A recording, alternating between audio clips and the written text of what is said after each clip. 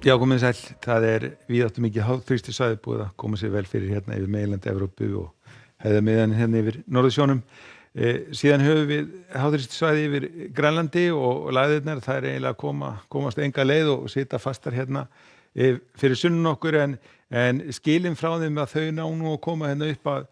suðurströndinni og vesturströndinni næstu dagana en hæðasvæði yfir Grænlandi aftur á móti, það að teygja sig í áttina til okkar, þannig að veðrið í vikunum mun einkenna svona annars að þessum suðlægu svona frekar blautu áttum sunnan til og síðan þessu svona svala hægviðri sem að fylgir hæðasvæðinu.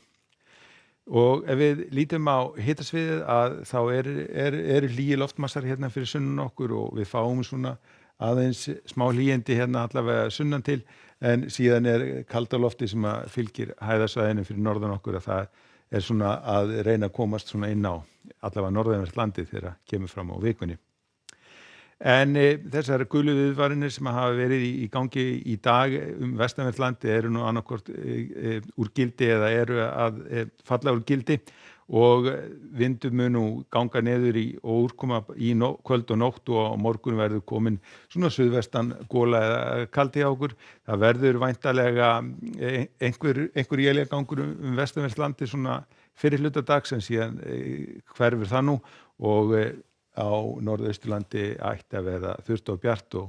gæti orðið glampandi sól þegar það kemur fram á daginn. Og hitastigið það verður svona á bilinu svona 1 til 4-5 stig.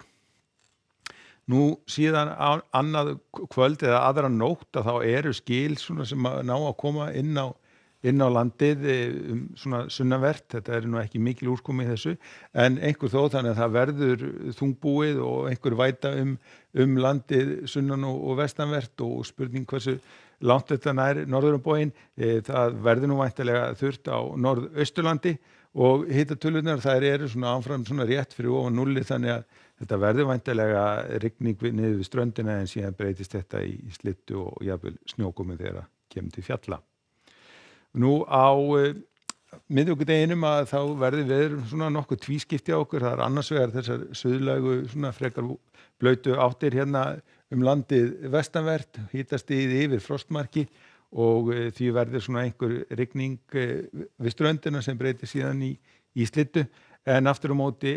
hæðasvæði fyrir norðan okkur farið að svona teygja sig inn á norðaustanvertlandið og þar verður þá væntanlega hægbreytilega átt og bjartviðri en jafnframt má búast við frosti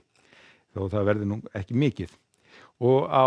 síðan á fimmtudeginum að þá verður hæðasvæðið búið að taka völdin hjá okkur, komin hægbreytilega átt á landinu, ætti að geta orðið léttskýjað nokkuð víða og hitastigið svona rétt svona yfir núllinu. Þannig sem sagt það fínasta veður og þetta veður svona gæti síðan dugað okkur svona út vikuna. Ef við lítum aðeins til Evrópu að þá höfum við þetta hæðasvæði hérna sem að tegir sig hérna norður á bóginn, það verður leiðenda veður í Noregi svona hvössvestlega átt með einhverju úrkomu en síðan batnar veðrið þegar við komum hérna suður á bóginn og það verður nú víða hvar bjartviðri, sjáum hérna sólin skína á Balkanskaganum og Ítalíu en það lágþrýstisvæði hérna vestur af hérna Portugal og þar verður nú væntanlega þungbúið bæði í Portugal og svona norður Spáni en gæti nú orðið svona eitthvað bjart en á suðausturspáni. Ef við förum síðan vestur hafa þá ansi blautt hérna við austurströndina, rignir bæði í New York og Washington og eins rignir talsvert í Suðurríkjunum, háþrýstisvæði hérna yfir sléttunum og bjartviðri þar en nokkuð svalt hérna við vötnin miklu. En það dregur semst úr suðvesturáttinni hægt og rólega í kvöld og nótt og morgun verður vindur mun vægari og á norðausturlandi getum við búist við nokkuð björtu veðri. En skulum láta þetta duga verið í kvöld. Verið sæl.